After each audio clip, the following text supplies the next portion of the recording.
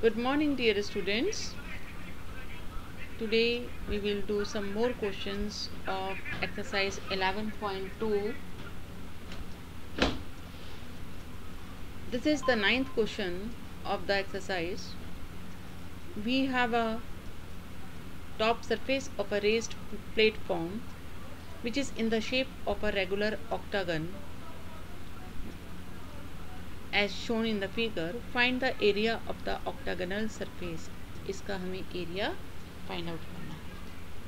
ये regular octagon है, इसका मतलब इसके सब साइड्स इक्वल होंगे। तो अगर CD 5 है तो AB, BC, DE और बाकी साइड्स भी 5 मीटर होंगे। अब इस ऑक्टागन का एरिया फाइंड आउट करने के लिए हमने HC और GD को ज्वाइन करा है।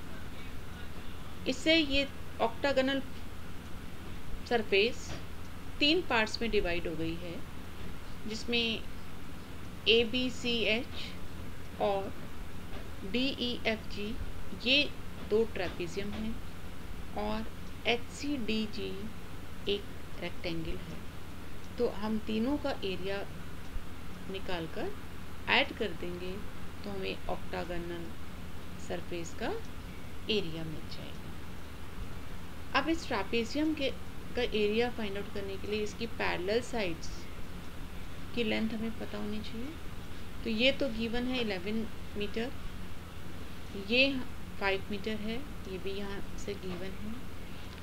तो दोनों पैरेलल साइड्स की लेंथ पता है और इनके बीच का डिस्टेंस भी पता है हमें 4 मीटर। तो हम इसका एरिया निकाल सकते हैं using half into A plus B into H। So area of trapezium ABCH will be equal to area of trapezium GDEF, दोनों का एरिया सेम होगा, and that is half A plus B into H. So A is 11, B is 5 and H is 4. 11 plus 5 16 हो गया। इस 16 को 2 से divide किया, 8 आ गया, 8 4 सा 32 metre square. So the area of each of the trapezium is 32 metre square. अब हम रेक्टेंगल का एरिया फाइंड आउट करेंगे। रेक्टेंगल का एरिया होता है length into breadth. So 11 multiplied by 5 that is 55 metre square. So the area of octagonal surface is 32 plus 55 plus 32 that is 119 metre square. This is 11th question. Diagram of picture frame has outer dimensions 24 cm by 28 cm and inner dimensions 16 cm by 20 cm।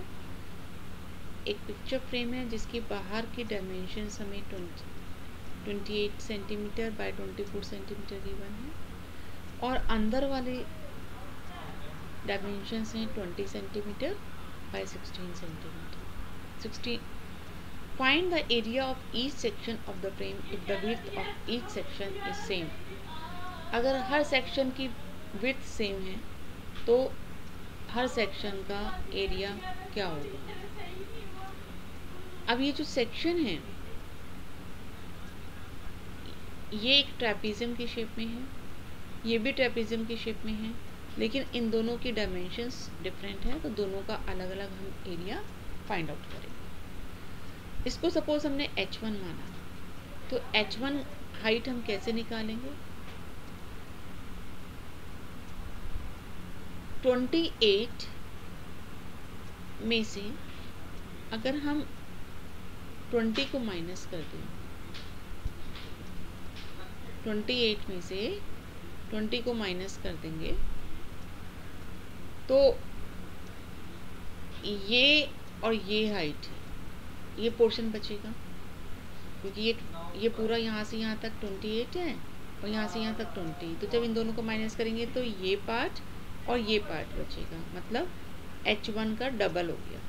ये H1 है ना, तो इसका double है, तो इसलिए H1 निकालने के लिए हम हाफ ऑफ 28 माइनस 20 करेंगे, दैट इज 4 सेंटीमीटर। इसी तरह से अगर हम 24 में से 16 माइनस कर देंगे तो ये यहाँ से यहाँ तक 16 है, इसमें से ये माइनस किया तो ये पार्ट बचेगा, ये वाला पार्ट बचेगा, ये और ये दोनों इक्वल हैं, इसलिए इसका हाफ कर देंगे तो हमारे पास ये H2 आ जाएगा, ये H2 के इक्वल है।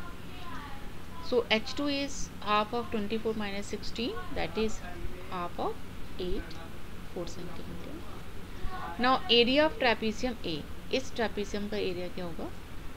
इसकी पैरेलल साइड्स की लेंथ क्या है? ये 24 है, ये 16 है, और इसकी हाइट, ये हाइट H1 के इक्वल है।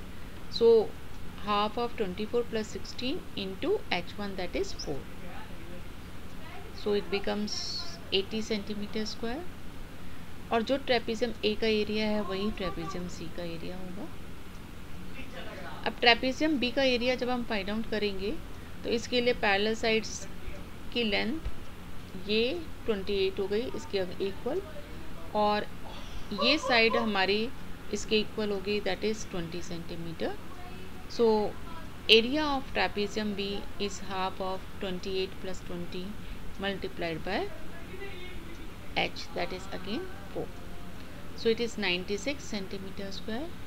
So the area of 4 parts is 80, 96, 80 and 96, क्योंकि जो B पार्ट का एरिया है वही D पार्ट का भी एरिया होगा। That's all for today. Thank you.